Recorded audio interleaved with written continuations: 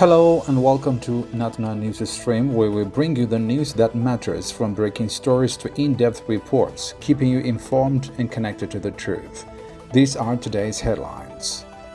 Eritrea's mortality rate down. Egypt and Djibouti cooperation. Uganda Ebola vaccine trial. Burkina Faso introduces AES passport. US strikes ISIL. Syrian president in Saudi Arabia. Canada-US trade war, and Australia flood crisis. News in brief. Maternal and child mortality rates have significantly decreased due to increased public health awareness and improved health services. This according to Dr. Abdulaziz Mohammed Saeed, a surgical expert at Tesane Hospital in Eritrea. He reported during meetings with residents of Tesane, Golij, Haikota, and Fortusawa subzones. In 2024, 1,719 pregnant women delivered in health facilities. Dr. Abdulaziz attributed the reduction to sustained awareness campaigns and vaccination programs. He also stressed the negative impact of underage marriages and female genital mutilation, urging an increased stakeholders' participation to combat these issues. Dr. Habtaselassie Zeresgi, head of Orta National Referral Hospital, added that efforts at the Orta Maternity Hospital have greatly improved maternal and infant health, with the hospital conducting both practical and theoretical awareness-raising activities alongside routine services. Dr. Habtaselassie advised pregnant women to attend checkup 8 to 12 times during pregnancy for optimal maternal health. Egypt and Djibouti emphasized their commitment to restoring security at the Bab el-Mandeb Strait and ensuring normal navigation in the Red Sea, this according to Egyptian media outlets. This occurred during a meeting between Egyptian President Abdel Fattah al-Sisi and Djiboutian Foreign Minister Mahmoud Youssouf, according to presidential spokesman Mohammed al-Shenawi. The leaders discussed the Horn of Africa's situation, ongoing stabilization efforts, and the latest developments in Somalia. President al-Sisi reiterated Egypt's support for Somalia's unity, stability, and territorial integrity. They also explored enhanced cooperation between Egypt and Djibouti across various sectors. Ugandan health authorities are preparing to deploy an experimental Ebola vaccine following a nurse death in Kampala, marking the country's first outbreak in 2 years. This according to AP News. Over 2,000 trial doses will target the Sudan strain, with 44 contacts, including 30 health workers, already identified. Officials expressed concern due to Kampala's 4 million population density, warning containment could be challenging as they work to prevent further spread. Captain Ibrahim Traoré became the first recipient of the new AES passport in Burkina Faso, days after the country, along with Niger and Mali, officially left ECOWAS, this according to reports. This symbolic event reflects significant political and economic shifts in the region. The AES passport is viewed as a step toward greater unity among the three nations after their ECOWAS exit.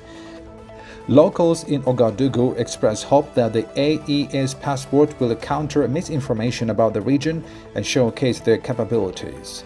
Cheikh Diallo, a graphic designer, said the passport will demonstrate that the AES is functioning and not negatively portrayed. While the passport production is underway, some residents remain cautious about the implications, particularly regarding relations with other ECOWAS countries and potential customs fee increases. Journalist Adem Ahebla hoped the common passport might reduce travel costs between the three nations. Otherwise, a passport is still just a passport. The Puntland region of Somalia reported that U.S. military strikes in the Golis Mountains killed key ISIL figures, according to regional government statements. These strikes occurred in northern Somalia, where Puntland security forces have been conducting operations against ISIL since December. The strikes come after reports that the senior ISIL attack planner and other terrorists were targeted. The regional government affirmed that the strikes have significantly weakened ISIL as they advance into the second phase of their operation. Syria's interim president traveled to Saudi Arabia on his first foreign trip today, signaling a potential shift away from Iran as its main regional ally. This according to AP News.